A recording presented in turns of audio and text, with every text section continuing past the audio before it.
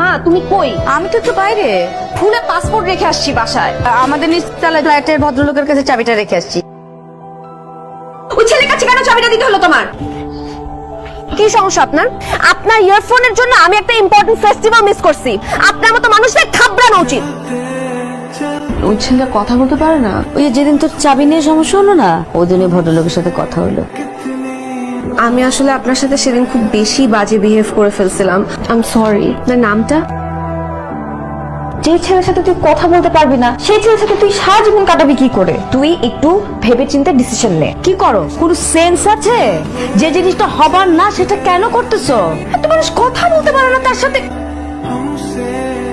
তুমি প্লিজ আমার কথাগুলো একটু শোনো। দুজনের সাথে কথা বল, দুজনকে স্পর্শ করতে পারা, দুজনের কথা শুনতে পারা, সেটাই কি ভালোবাসা? ভালোবাসা দুজনকে ফিল করতে পারা। একজন আরেকজনকে কখনো দেখেনি কিন্তু তারা অনেক কথা বলেছে। তাদের মধ্যে কি ভালোবাসা হতে পারে না? কারো প্রিয়জন ওপারে চলে গেছে, সে কি তার হারানো মানুষকে ভালোবাসে না? শুধু কথা বলা, দুজনকে স্পর্শ করা, দুজনের কথা শোনা না। Love is a connection between two hearts. I love you. तुमसे